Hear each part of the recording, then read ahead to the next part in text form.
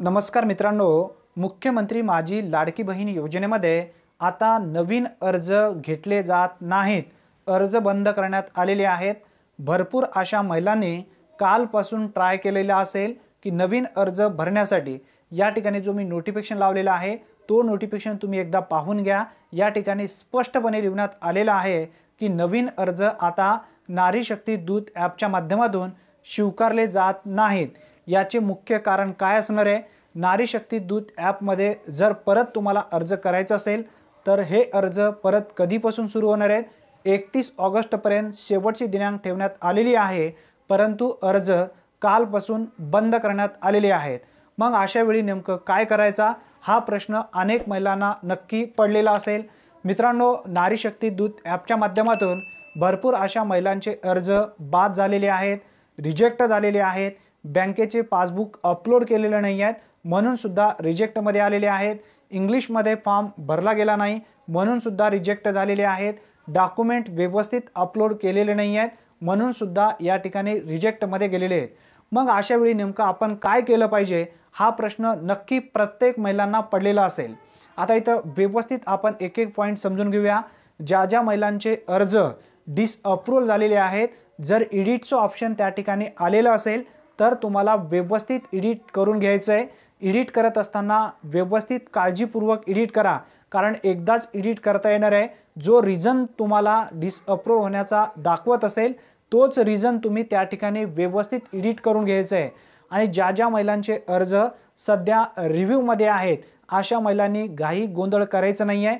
त्या ठिकाणी तुमचं अर्ज जो आहे तो आता चेकिंगसाठी गेलेलं आहे. आता चेकिंगसाठी गेलं असल्यामुळे काही तुम्ही छेडछाड करू नका. 1 ते 2 दिवसामध्ये तुमचा अर्ज त्या ठिकाणी अप्रूव्ह होणार आहे.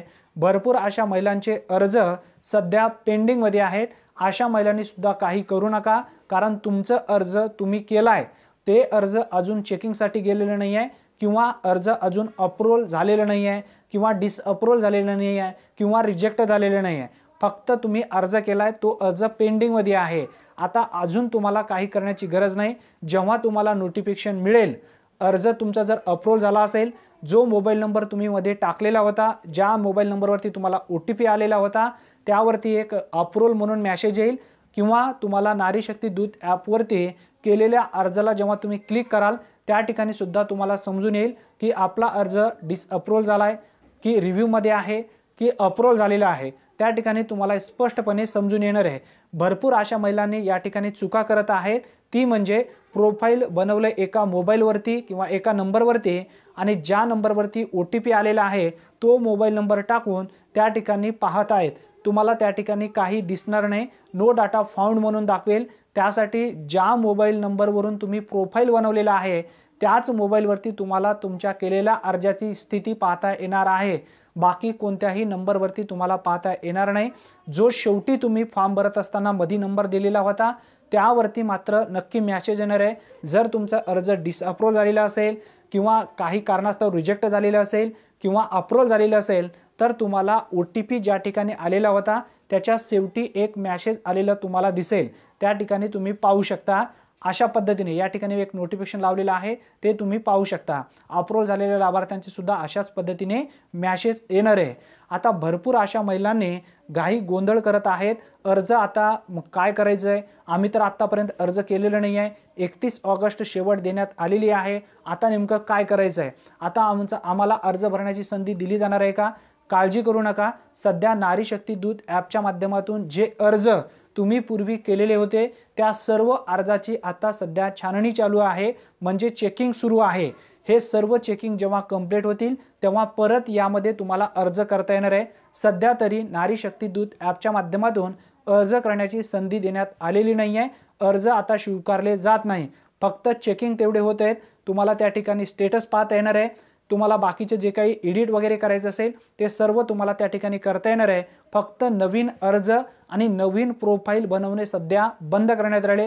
जर तुम्हाला अर्ज करायचा असेल तर यासाठी एक विशिष्ट पोर्टल बनवण्यात आलेला आहे. त्या पोर्टलच्या माध्यमातून अर्ज कशा पद्धतीने करावा याबद्दलची पूर्ण जे काही माहिती आहे, माहिती संदर्भातील व्हिडिओ आपल्या चॅनलवरती ऑलरेडी उपलब्ध आहे. आपल्या चॅनलवरती माझी लाडकी बहीण योजनेसंदर्भात स्पेशल एक प्लेलिस्ट बनवलेली आहे, त्यामध्ये सर्व व्हिडिओ टाकण्यात आलेले आहेत।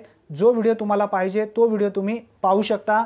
आता जर तुम्हाला घरी बसल्या अर्ज करता येत नसेल, सेतू सुविधा केंद्रावरती जा किंवा कोणत्याही कॉम्प्युटरवरती जायचं आहे आणि त्या ठिकाणी अर्ज करून घ्यायचं आहे। चुकीच्या पद्धतीने अर्ज करू नका, काळजी घ्या, व्यवस्थित डॉक्युमेंट्स त्यांना द्या। जे डॉक्युमेंट्स लागतील ते डॉक्युमेंट व्यवस्थित भरून घ्या। ज्या ज्या महिलांचे अर्ज मराठीमध्ये भरले गेलेले आहेत अशा महिलांचे अर्ज इथून पुढे म्हणजे कालपासून रिजेक्ट होत नाहीत। यापूर्वी ज्यांचे अर्ज रिजेक्ट झालेले आहेत त्यांना परत या ठिकाणी एडिटचं ऑप्शन दिलं जाईल, त्यामध्ये त्यांना परत अर्ज करता येणार आहे। परंतु सध्या ज्या महिलांचे अर्ज डिसअप्रूव्ह झालेले आहेत, रिजेक्ट झालेले आहेत, अशा महिलांना एडिटचं ऑप्शन देण्यात आलेलं नाही आहे।